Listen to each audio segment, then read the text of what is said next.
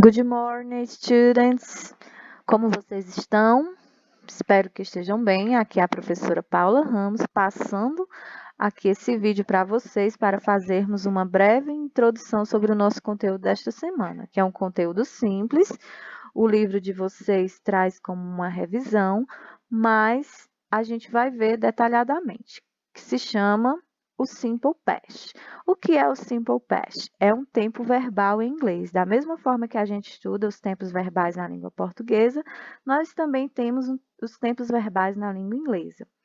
Eles são mais simples, não tem tantas mudanças nos verbos, mas por que é importante a gente conhecer os tempos verbais? Para a gente saber como funciona a língua quando ela está conjugada em algum tempo verbal. E o Simple Past, que é o passado simples, representa o passado na língua portuguesa. O Simple Past, como os outros tempos verbais, ele é dividido em três formas: forma afirmativa, negativa e interrogativa. Forma afirmativa são frases fazendo afirmações de coisas que aconteceram no passado. Negativa, frases fazendo negações, e interrogativa, frases fazendo perguntas.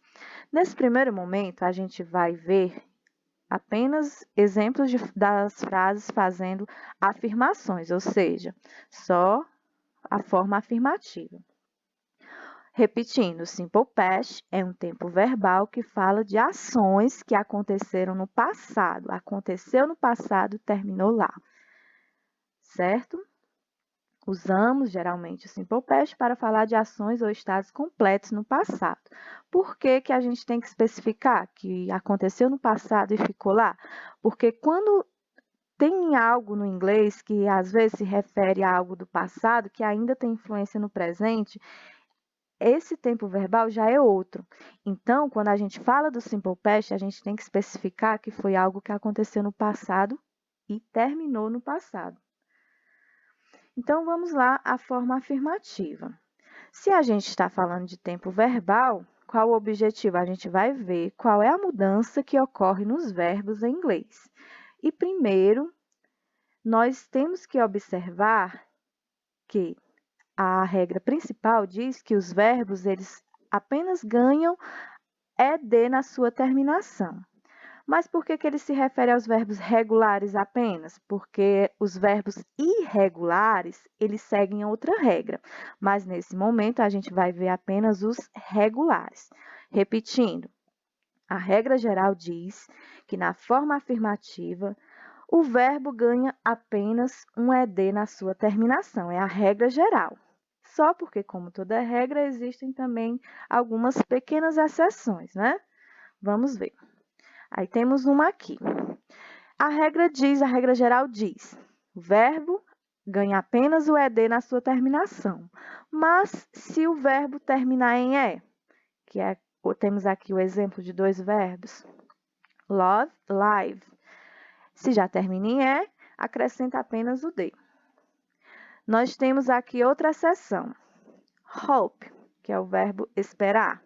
É um verbo pequeno que termina em CVC. O que é esse CVC? Consoante, vogal, consoante. O que acontece com ele?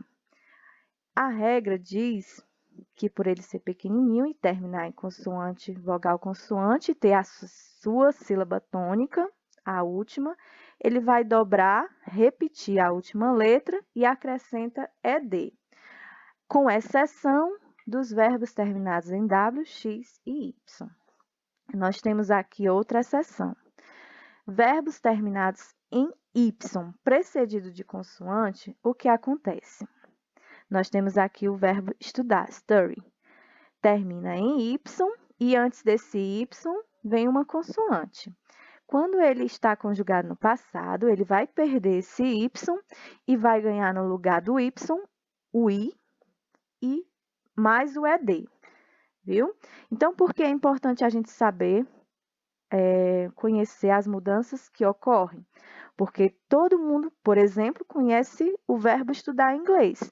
Aí se depara com ele conjugado no passado? Aí você vai lembrar, ah, sim, é o mesmo verbo, só porque ele está conjugado no passado.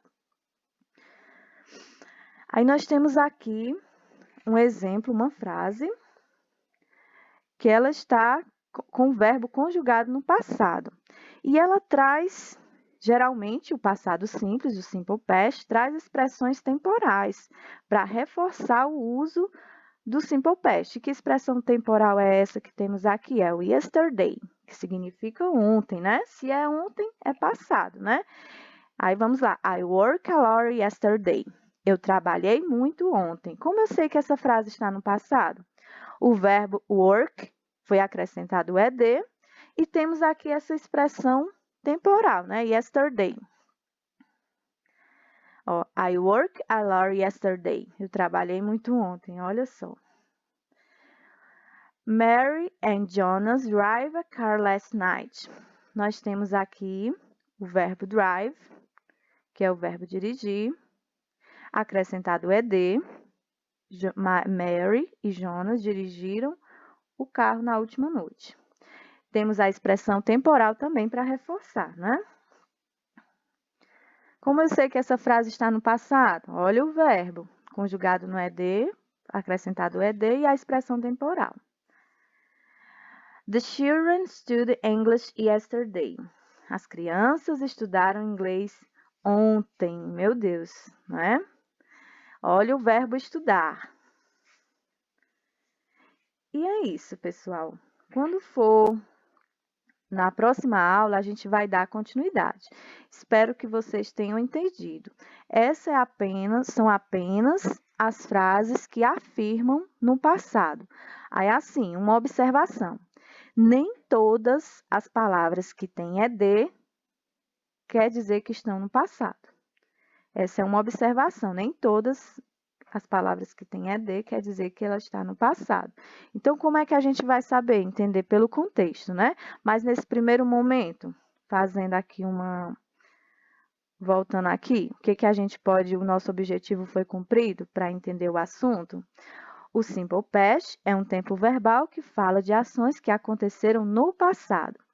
Das três formas, a gente viu hoje a forma afirmativa. A forma afirmativa diz: o verbo ganha o ed e pronto.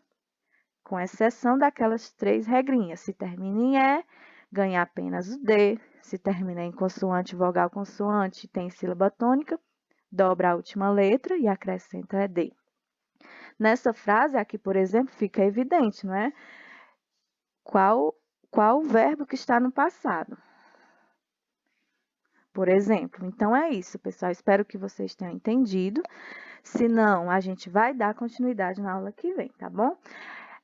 Acessem o link do formulário e respondam, que tem mais coisas lá para a gente ver, tá bom? Então, um forte abraço.